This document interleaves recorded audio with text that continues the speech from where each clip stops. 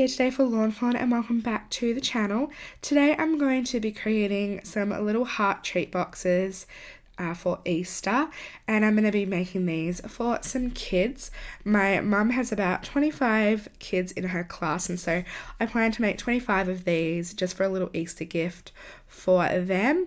I really love doing that, and I just think this heart treat box is the perfect size for this. It can probably fit about 4 or 5 little Easter eggs in them, and I just think they're really super cute. So that's what I'm going to be creating today. I'm using the Somebody stamp set, the heart treat box dies, and also the Grassy Hillside border dies as well, just for a few little details. So I'm going to be creating 3 of these treat boxes in the video today, and so I've just cut 3 of the treat boxes from some Moonstone cardstock. I just think this blue matches really well, it's super pretty. And yeah, so I'm just going to start off by scoring all of the score lines on these boxes just with my bone folder. I'm just folding them all inwards to create a nice crease, and then just using my bone folder to go over them. What's really good about this Teflon bone folder is it doesn't leave any shiny marks, so I really love using it for treat boxes like this. So once I go through and score all of the lines, I'm just going to fold it on up, make sure that I'm folding it up correctly, even though this is very easy to do and it's not difficult at all. I just wanted to make sure I had it done correctly since this was the first time I made these boxes. And then I'm just going to go ahead and go through and do all of the rest of them. So now that they're all folded up, it's time to add some tape onto all of them. So I'm just adhering some tape to the 4 little flaps. So you've got the 3 flaps on the bottom piece here, and then just 1 on the side where it's going to join the whole box together. I just use some 1/8 of an inch adhesive. You could probably use something a little bit thicker, but this is just what I wanted to use since this is what I had on hand. So once I've added all the adhesive to the flaps, I'm going to go ahead and assemble my treat boxes together. So I'm just taking off the backers of all the pieces, and then I'm going to fold it on up. So I'm just going to fold all the flaps inwards and then connect them to the coordinating side of the box. It's really, really simple to do. And I really love Lawnfawn treat boxes because they are just so super duper simple. So I'm just adhering the right side here, and then I'm going to be adhering this top piece as well, and then I'm just going to fold in that tiny little flap on the side to make sure all of the sides are adhered together as well. So I'm just pushing that together, and then I'm going to fold in the last 2 flaps on the top and then connect the heart together. It's just one of these little like slot ones where you just put it underneath and pull the other one over, and it creates a little heart. Super duper cute, and these are so tiny that I really love them because they're just really good for a small little gift or treat. So I then used some plaid patterned paper, and I just die cut some of these hearts from the set, and they cut both sides of the heart specifically for the top of the box, which is really nice. So I just cut those out of some rainbow plaid cardstock, and then I'm just going to adhere them to each of the tops of the boxes. I then took some green plaid pattern paper from the same pack, and I'm going to use the Grassy Hillside borders dies and just cut a few of these out of the cardstock.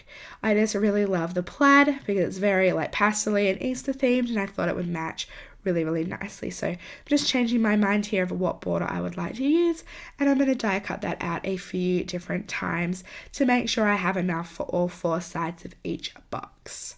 I then went ahead and cut each of the pieces down to around 2 3/4 inches wide, and then I just used the scissors to trim off the excess when there was a little bit of overhang. I just wanted to make sure that I didn't fall short on either of the sides or anything like that, so I did cut them a little bit longer sometimes.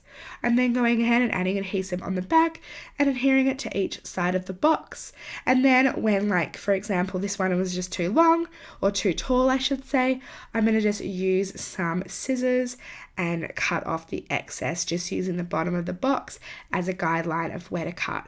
And I really love adding little grass pieces to each of the sides of this box. It just makes it look really fun and really cute. I'm then now Copic colouring all of my images in.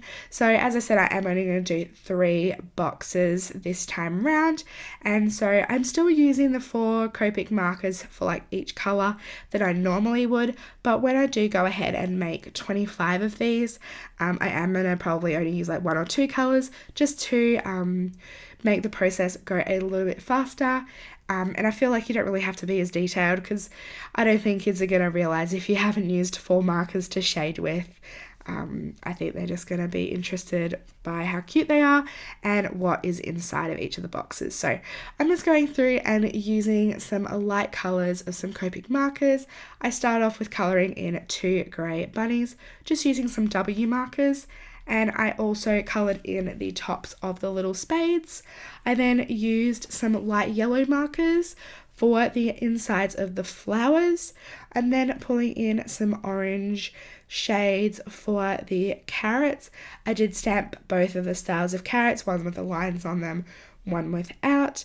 And then I also coloured in the little handles of the spades, and also the little bunny at the bottom that looks like he's jumping over a fence or something. And I coloured those in with some browns. So I'm just using some E40 browns for those, because I really love how muted they are, and I think they match like the pastel vibe that I'm going for, obviously because it's an Easter project, really well. I then went ahead and moved on to some blues. These blues are quite a little bit darker than what I was going for, but I was trying to match the best I could with what markers I had with the colours used in the paper, and so this is what I had. I did mix up the gaps there for the order a little bit, but I just went darkest to lightest. And then I'm colouring in the tops of the carrots just with some of my favourite YG colours. I tried to create them as light as possible just to match with the pastel theme. And then I'm colouring in all the flowers the same colour. I did them all pink. I did go ahead and add R24 in there just for a little bit extra shading and depth to the colouring, just because I felt like the other 3 colours that I chose just sort of blended in too much with each other. So now that I've coloured in those areas, I'm going to move on to the insides of the ears, which I just used some lighter R's for those. So now that they are all coloured in, ready to go, I'm going to use all of the coordinating dies and I'm going to cut them out. And I'm just going to run them through my Big Shot machine and then a few more times to cut out the rest of the images. Now that all of the images are cut out, it's time to arrange them. So I was originally going to have the bunny on the side of the box, but it was going to overhang too much, and I just thought it would be a little bit awkward and not look as good. So I decided to put them on the tops of the hearts here. Now they are really, really big compared to the size of the heart, but I think they look cuter on the top, so I just went with it and it turned out fine.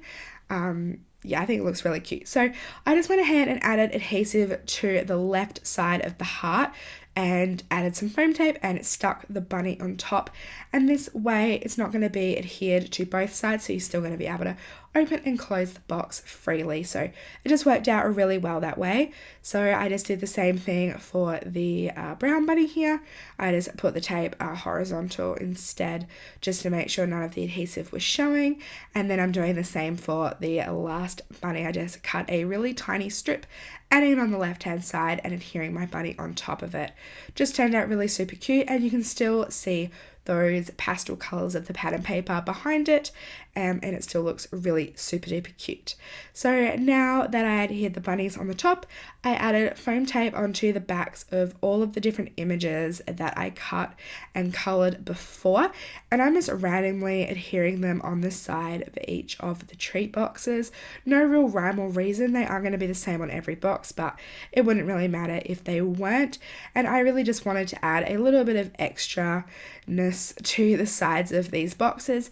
Of course, you could leave them plain if you wanted to, just because it is a lot of extra effort, especially if you're going to create a ton of these, and considering they're just treat boxes, maybe you don't want to go to all the extra effort, but I did.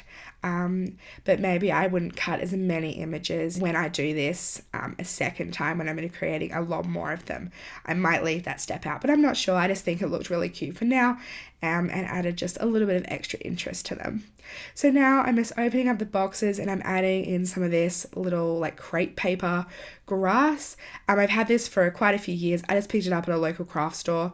And yeah, I filled them with each of them. I haven't filled them with chocolates yet because I actually haven't bought any, but I will fit probably like 4 or 5 little Easter eggs in there. I think it'll be really cute and just a fun little treat. So those are finishing up my boxes for today. I really hope you guys enjoyed them. I think this size of box is perfect for kids. It would also be perfect for other little gifts as well, but I just think like with this design, it's really super cute for kids. It's a good size because you don't have to put too much in each of them as well, especially if you're giving them to lots and lots of kids in like your kids' class, or if you're a teacher in your class, anything like that. So thank you so much for stopping by today. All of the supplies that I use will be listed down below, and I'll see you all next time.